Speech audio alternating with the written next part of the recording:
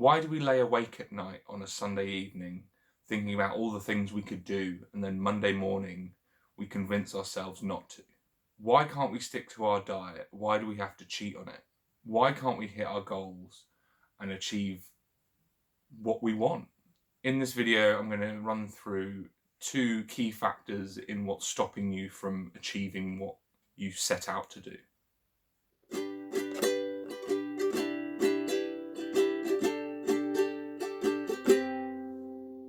Okay, let's set out a scenario. Let's say that you're trying to lose weight. You've set a goal of trying to lose so much weight before a certain period. So your first hurdle, the first thing that you're going to trip up on, is self-handicapping or self-sabotage. This is where you're going to say that you're going to go for a run on Monday morning, and from there on you're set. But the night before on Sunday evening, you stay up until 2 o'clock watching something on Netflix. Or you say, on Monday, I'm going to start eating healthy. But on the Friday beforehand, you go and do a food shop and you buy loads of chocolate bars and sugary snacks and things that are not going to help you hit your goals. So you've got all those things in your cupboards and you are just self-sabotaging. You're stopping yourself before you even start. Why do we do this?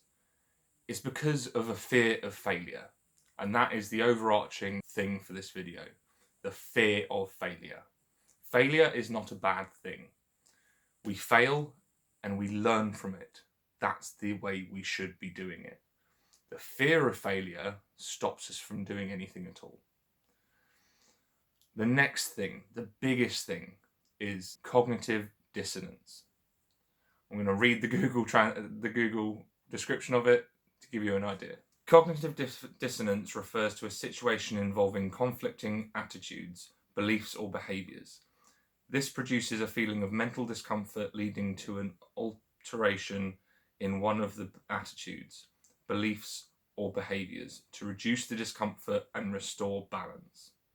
In the field of psychology, cognitive dissonance occurs when a person holds contradictory beliefs, ideas, or values and is typically experienced as psychological stress when they participate in an action that goes against one or more of them. So basically, cognitive dissonance is convincing yourself that you're doing the right thing, even though all the facts say that you're not. Most of the things I've picked up about cognitive dissonance is through this book, Black Box Thinking. It's a book about how to learn from failure and how failure helps us grow. Marginal gains, cognitive dissonance, and stuff like that. But let's go back to our scenario of trying to lose weight.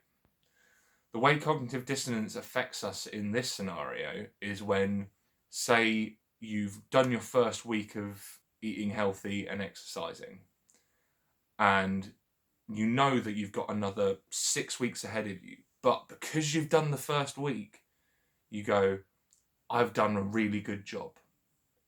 Let's treat ourselves. And then you just fall out of it. That's cognitive dissonance. Even though you've got the facts that you need to go and plow on longer, your brain says no, and you believe that you don't have to. Here's a little story out of this book that I'll ad-lib for you. In 1954, Dorothy Martin said that she had a premonition that the world was going to end and that a spaceship was going to come down to her back garden on a specific date to save the believers.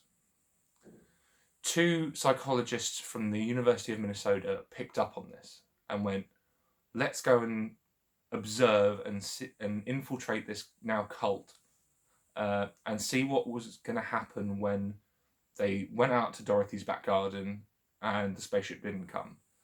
Let's see what their reaction is.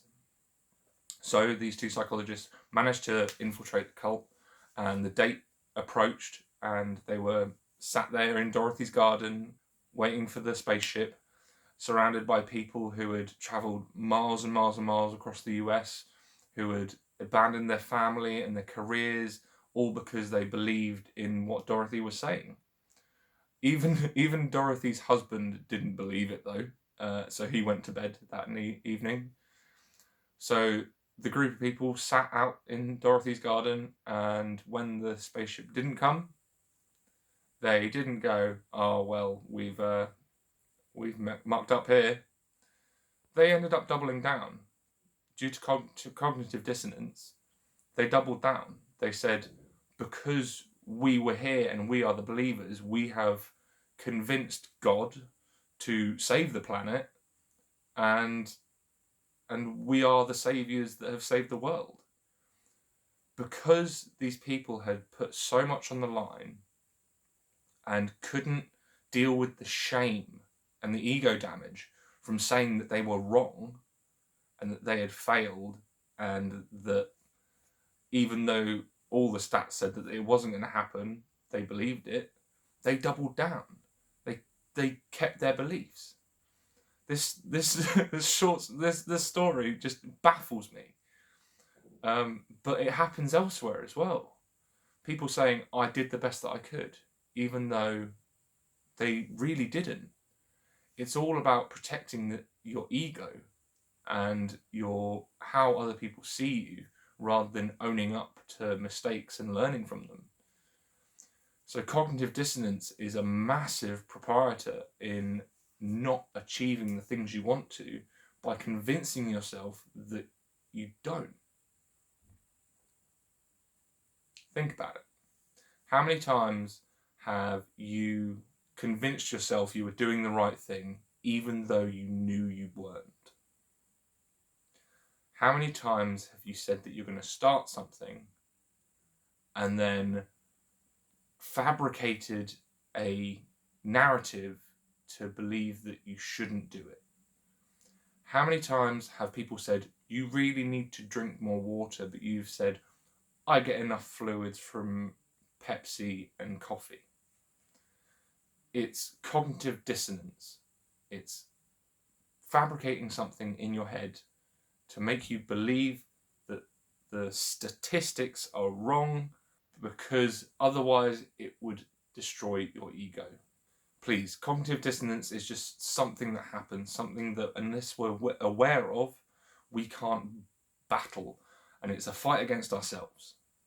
So I really believe if you want to learn from your mistakes and learn from failures and harness the failure mechanics and better yourself, you should really look at it.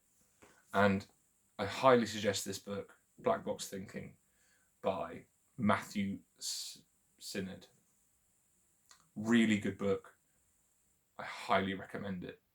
Okay, so that's just the tip of the iceberg with cognitive dissonance and self-sabotage / self-handicapping. If you'd like to know more, please do your due diligence and do research on your own, or drop a comment in the comment section down below and ask me a question. I just generally, this sung true with me and I felt like I needed to make a video about it. As always, if you like the video, please leave a like, subscribe, and I'll see you next week.